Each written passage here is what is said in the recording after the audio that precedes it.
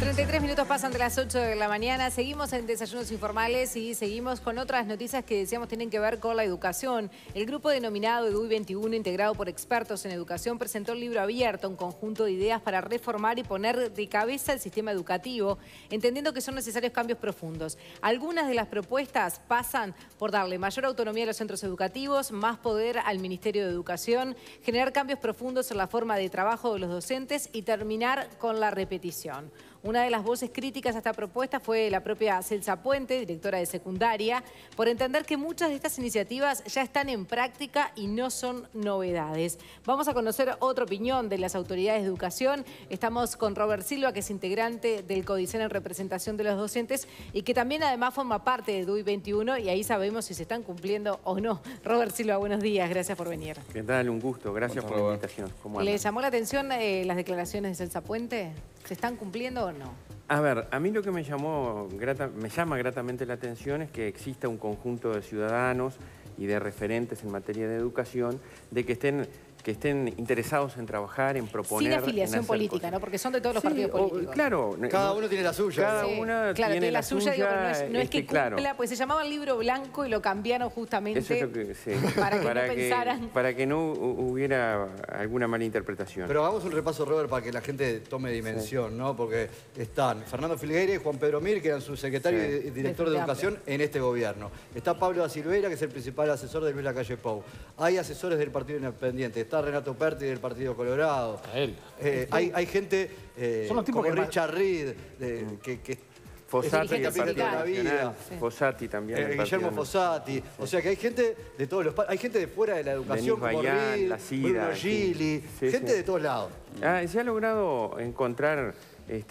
o reunir, mejor dicho, un conjunto de personas para opinar sobre educación y hacer propuestas, que creo que es lo que nosotros necesitamos, tener propuestas y en función de ellas seguir avanzando o avanzar en algunos temas particularmente en el que tenemos problemas y nosotros sabemos que tenemos tres grandes problemas, que es un problema de equidad interna del sistema, el origen social de los niños y de los jóvenes condiciona fuertemente o determina su éxito o no educativo, problemas de aprendizajes, es decir, las competencias, o sea, las habilidades que los alumnos obtienen y problemas en la culminación de los ciclos. Silva, pero ahí hay un problema más, que es, en ese diagnóstico, autoridades y ustedes, por poner un ejemplo, digamos, los más críticos, ¿coinciden en el diagnóstico? A mí me da la sensación de que las autoridades defienden un sistema, defienden su trabajo y los más críticos critican justamente este sistema. Si no partimos del mismo diagnóstico, difícilmente después pueden venir las soluciones.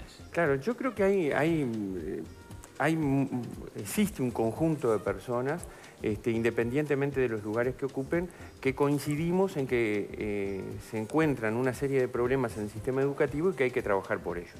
Es cierto que muchas veces hay una reticencia al reconocimiento de los problemas. Como también del otro lado, muchas veces existe la necesidad de decir que todo está mal. Claro. Y no es así. Cuando nosotros queremos encontrar soluciones a un tema tan crucial para el país como ha sido históricamente la educación, las posiciones encontradas blanco y negro o bueno y malo no contribuyen. Yo lo he dicho siempre. Mira, yo con un conjunto de personas y de compañeros y de colegas formamos esta alternativa para estar en el CODICEN. Y estamos porque los docentes nos votaron. Y nos votaron, entre otras cosas, por eso. Porque dijimos, vamos a encontrarnos, vamos a trabajar por la educación más allá de lo que pensemos, de lo que votemos, de que seamos sindicalizados o no sindicalizados.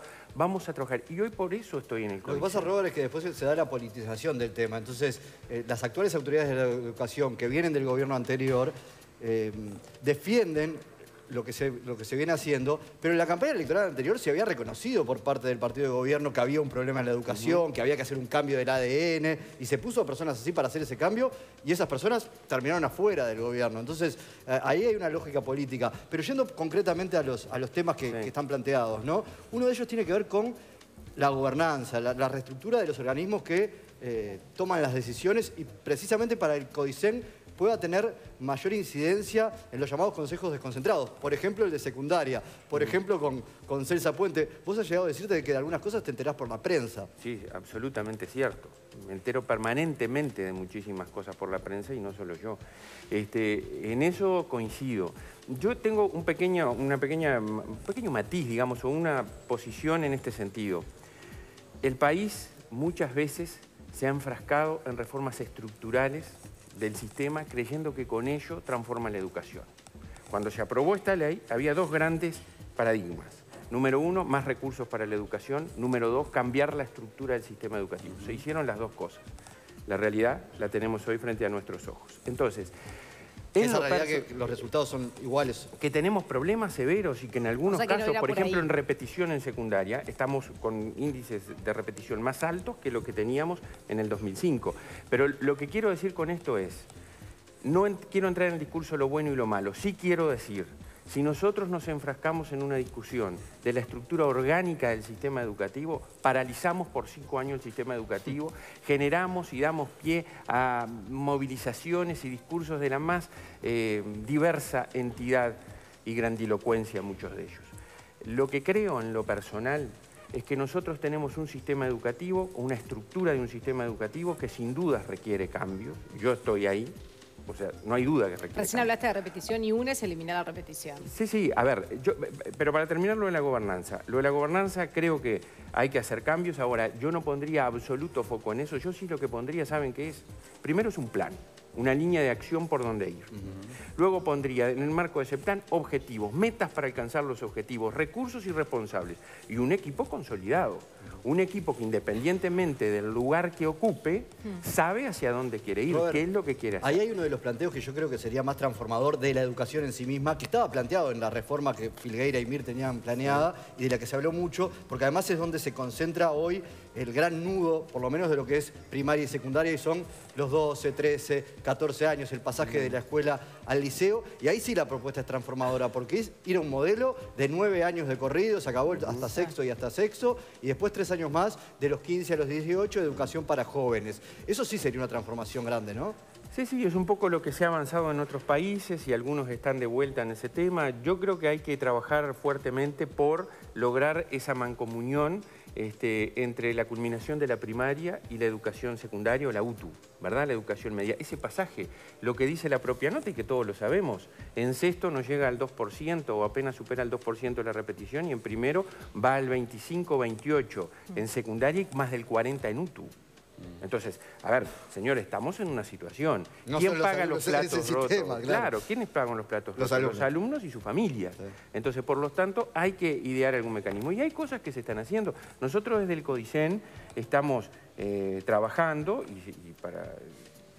en una cosa que considero que, y además es coincidente con lo que se propone, en el marco curricular de referencia nacional, que es tratar de generar una articulación, una armonía, un diálogo, una continuidad, con foco puesto en el alumno, en la trayectoria educativa de esto, desde que ingresa hasta que egresa, estableciendo perfiles de egreso, estableciendo progresiones de aprendizaje. Queda mucho camino por andar, pero algo de eso se está haciendo y es importante Robert, cambiar. Otro planteo fuerte también es las clases que se arman en laboratorios con varios docentes en vez de uno. Y Celsa Puente criticó esto en Twitter, dijo: el trabajo en duplas y tríos de docentes en la enseñanza y aprendizaje basado en proyectos ya se está realizando desde hace 3 años en los liceos. ¿Es así? ¿Es la misma propuesta la que se hace según ella? No es la misma, pero primero que creo, no comparto ese estilo de confrontar con un grupo que está proponiendo o cualquiera por redes sociales. Creo que no está bien y no lo comparto. En segundo lugar, que existen esfuerzos aislados de centros educativos o políticas o estímulos desde el Consejo para trabajar en alguna línea que cambie un poco un sistema ortodoxo y que está desde hace muchos años así. ¿Es lo que se hace en el Liceo 56, por ejemplo? En el 56 es el 56... ¿cuál sí, es el Don Bosco. Ah, el 52. El 56, tenés razón, el de Valle. El de que está en la calle Lorenzo Valle, General Valle. Sí, es el de la directora. Bueno, yo iba a decir eso, a ver, me das pie a decir una cosa. Piedra Cueva, la directora. Hay Piedra Cueva. Escúchenme, se están haciendo algunas cosas que los propios entrevistados reconocen. Una de las entrevistadas es la directora del Liceo 56, que dice, Piedra Cueva, que sostiene que lo que están haciendo y lo pone como un ejemplo. Existen esas situaciones. Lo que nos hace falta es una política general que apunte a esa transformación. Sistematizarla. Sistematizada y generalizada. Ahora unos lo pueden utilizar y otros no. ¿Cómo es es ese proceso? Bueno, queda librado. Por ejemplo, esta improvisación de que no repite, de que las materias de que no aprueban las pueden recursar o no recursar, queda a criterio de cada liceo. Lo último que resolvió secundaria, vinculado al tema de repetición. ¿Pero no hay lineamientos generales? ¿Tenemos cuántos liceos? 302 liceos. ¿Entonces va a haber 300 líneas educativas? Por eso, yo creo que hay una caos. situación en donde hay que establecer una política general que disponga algunas cuestiones a seguir con una cuestión que es fundamental, porque quien sabe y quien se ha informado de estas cuestiones de reforma educativa sabe que la participación de nosotros los docentes, el involucramiento es fundamental. Y yo se los voy a decir, miren, ustedes saben, recorro el país, visito UTUS, visito liceos, visito escuela. Existe una avidez, una necesidad, unas ganas de cambiar y de transformar de los docentes, que muchos lo llevan adelante a lo largo y ancho de todo el país, a pesar de un sistema que continúa con las 13 asignaturas, que continúa con reglamentos de evaluación y pasaje de grado absolutamente rígidos, que no permiten la flexibilidad, sí, ¿no? Y muchas cosas, a pesar de que no tenemos equipos ni políticas para fortalecer los equipos de dirección, a pesar de que se castigan a las inspecciones, en fin, a pesar de todo eso, existe gente que está trabajando. Hay ganas y vocación. ¿Cómo tomás cuando... El otro día nos lo dijo en Hora de Cierre Radio Sarandí el presidente del CODICEN, Wilson Neto, cuando le preguntábamos por estas propuestas, esta gente que quiere transformar la educación desde atrás de un escritorio, dijo, y hablas de una directoria, y hablas de tus recorridas. ¿Crees que se apunta a descalificar o por qué se elige ese estilo, que es parecido al de Puente también? A ver, que son gente que está leyendo lo que hacen otros países, pero que no saben la realidad de Uruguay, y que hablan según cifras y no con conocimiento de causa, digamos, sin estar en la cancha. Sí, sí, yo lo que creo es que yo no comparto esos estilos de descalificar. Sí creo que la gente tiene derecho a salir a decir, como lo salgo a hacer yo, a decir las cosas que no comparto que otros sostienen. Sí. Creo que eso está en la tapa del libro. Ahora, creo que acá en educación es necesario aunar esfuerzos y tomar decisiones. A ver, en materia educativa yo siempre sostengo y lo digo con legítimo orgullo. Yo participé desde una función administrativa, técnica, en el último proceso de transformación de la educación del Uruguay. Y lo digo porque cada vez que pasa el tiempo uno ve que en aquel entonces hubo una visión inclusiva y una visión sobre todo, una visión de todo el sistema educativo para transformarlo, que fue a partir de 1995, con la reforma que inició el equipo de Germán Rama. Hoy por hoy nosotros no tenemos que mirar eso con nostalgia y decir tenemos que volver a eso. No. Sí, hay que mirarlo como ejemplo. Pues yo les voy a decir una cosa. La estructura orgánica de aquel momento que implementó y llevó adelante esa reforma educativa es prácticamente la misma que la que hoy tenemos.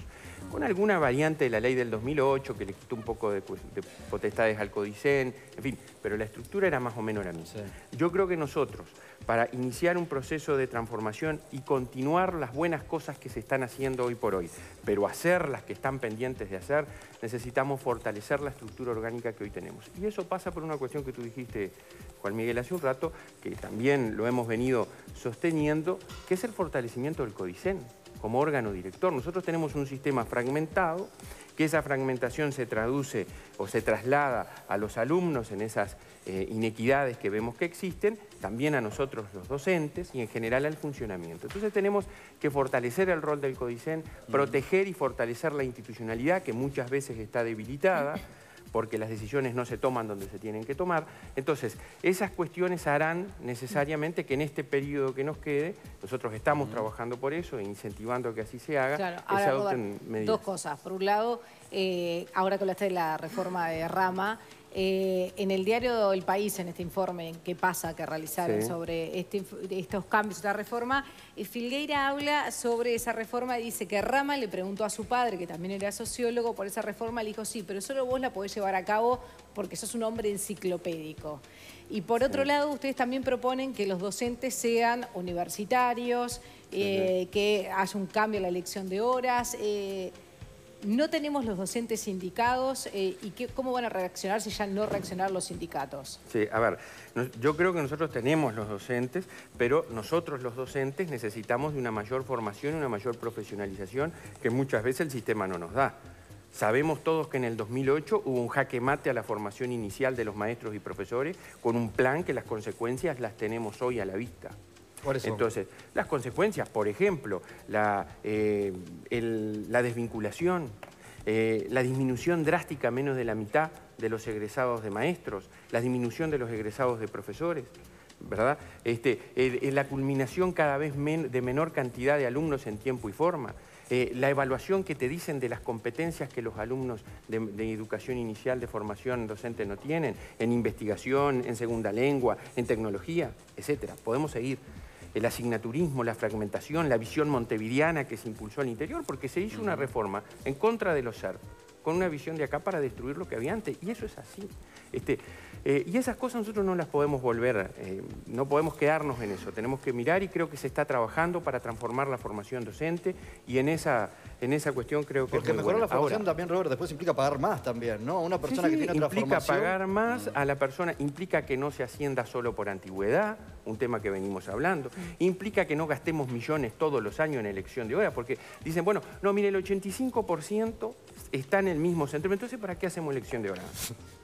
¿Por qué? Si el 85%, el argumento en contra es decir, no, mire, el 85%... Que se mantiene. Que se mantiene. Bueno, establezcamos la posibilidad de trabajar por cargo, utilicemos adecuadamente las horas de coordinación que el sistema paga. El 85-86% de nuestro presupuesto, de los 57.000 millones de pesos anuales que tenemos, se va en remuneraciones. Entonces tenemos que optimizar ahí, tenemos que premiar a los docentes, pero en particular a los que trabajan bien. Y un apunte con lo que dijiste tú respecto del comentario de la reforma de Rama. Ese comentario de Carlos Filgueira, a mí me lo contó Rama en su momento, fue cuando él presentó la propuesta de qué se debía enseñar en ciencias sociales en aquel momento. Y obviamente en función de la sugerencia de Carlos Filgueira y de otros especialistas en el tema, hubo cambios. Pero la reforma de Rama, en un libro justamente en homenaje a Carlos Filgueira cuando murió, que editó la primera, o que publicó la primera administración del 2005, es decir, del actual partido de gobierno, reconoce los importantes avances que hubo en aquel momento en desvinculación, en aumento de la promoción, en los aprendizajes de los alumnos del ciclo básico. Eso para cerrar y decir, aquello no era que fuera imposible.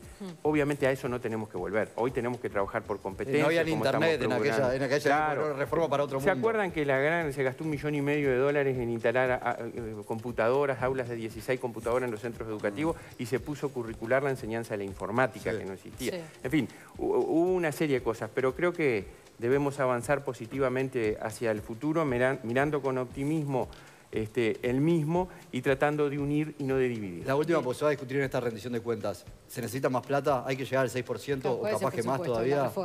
Bueno, el presupuesto, yo creo que se necesita más plata. También digo que se necesita administrar mejor los recursos que hoy por hoy tenemos. Las dos cosas. Las dos cosas. Gestionar mejor los recursos que la sociedad invierte en educación, que son muchísimos. Pero claramente se necesitan más porque se necesita diversificar la oferta educativa, aumentar los acompañamientos en las zonas más vulnerables, particularmente en educación media, y además mejorar las condiciones de los docentes. Muy bien, Robert Silva, muchísimas gracias. Gracias, Robert. Gracias a ustedes por la invitación, un gusto. Repasamos hasta ahora los principales títulos.